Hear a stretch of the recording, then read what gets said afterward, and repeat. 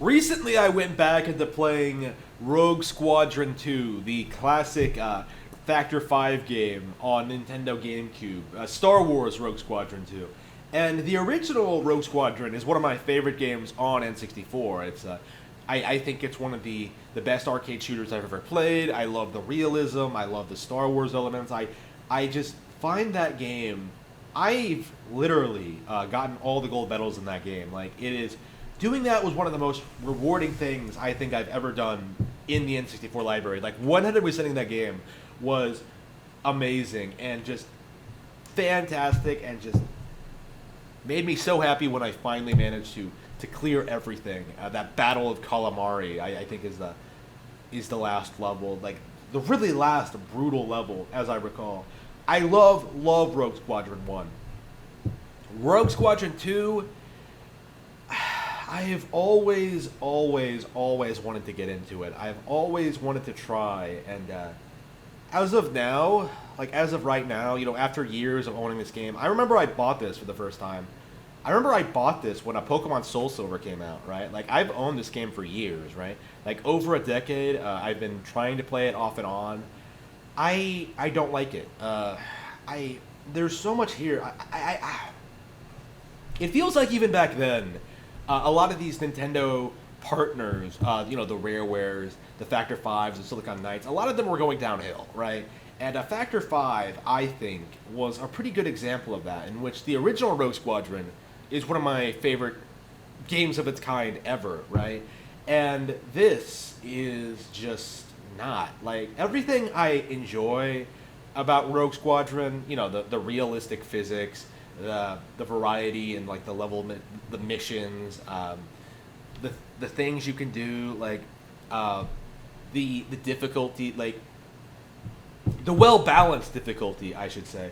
Like, all of it doesn't really exist in 2. Like, the controls feel weirdly floaty and just unnatural. Like, I don't like the visuals, especially when you're in space. Like, I struggle for some reason at spotting, like, TIE fighters in space. It makes me think that, wait a minute, is that why they're colored that way, so you can't see them against the stars? That would actually be pretty badass if that was canon, but I don't think that's true. The game punishes you from using your targeting computer so you can see enemies and see what you're supposed to target. Like, I'm not a fan of Rogue Squadron 2. Rogue Squadron 3, I've always hated. Like, I was always very adamant that Rogue Squadron 3 is awful, especially because of the on-foot segments, but the actual traditional flying segments are awful as well. Like, Rogue Squadron 3 is awful, but Rogue Squadron 2, I think, I don't want to say it's just as bad, because it really isn't, but I do think I'm at the point now where I'm comfortable saying that, like, I don't like the game. I don't think it's very good. I don't think it can match the original at all. Like I don't like these movie adaptions. Like, that's the thing. The original Rogue Squadron, I think, excelled at creating its own system in the Star Wars universe and making its own narrative out of it. Like, you're just Luke Skywalker in between movies 4 and 5, going around committing missions for the Rebel Alliance, right? You're, like, finding lost ships, you're destroying enemy weapons, you're, like, you're raiding moons, right? You're taking down force fields. Like, it feels really organic and natural, you know what I mean? But with the movie adaptions, you have to, like, do things by the script, essentially. Like, you have to go down this Death Star trench. You have to, like, do the thing. You have to, like, avoid the bars. Like, you have to do this stuff. And there's a place for that in Rogue Squadron, but in the original, the movie stuff was relegated to bonus missions, right? And I think that's kind of where it should have been, because even back then, I felt like the levels were lower quality as to what the original stuff that the team was able to come up with. You know what I mean? And I think Rogue Squadron 2 didn't necessarily.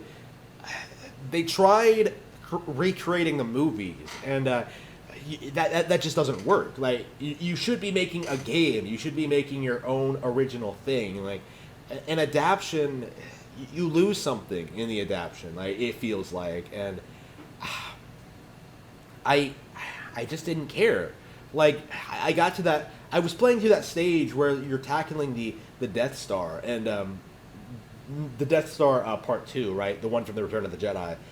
I was doing this, and I was just shocked at just like all you're doing is just going around fighting enemies that you fought already in this game. You know what I mean?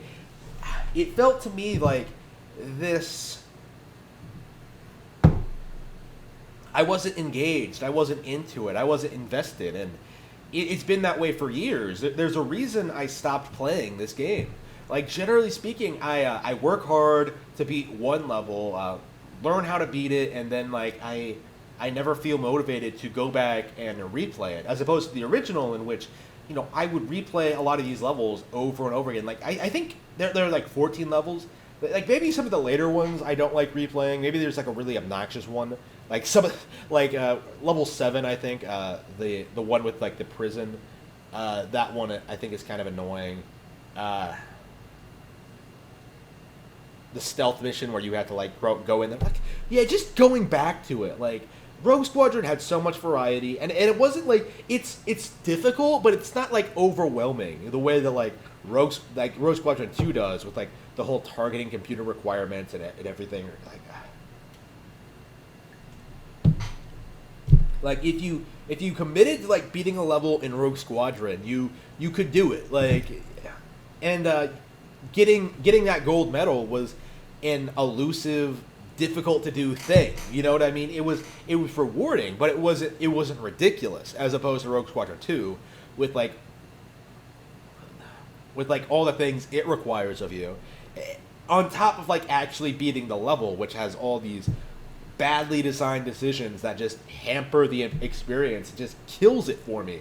I feel really strongly about this. The original Rogue Squadron on the N64 is superior to the GameCube sequels. Factor 5, they could have been great. Like, if they had stuck with, like, what they were good at, or really tried something new, rather than, like, just rehashing something, or rehashing the movie, specifically, they could have been great. They could have continued making great games for Nintendo hardware, but in the end, I think they failed to do that.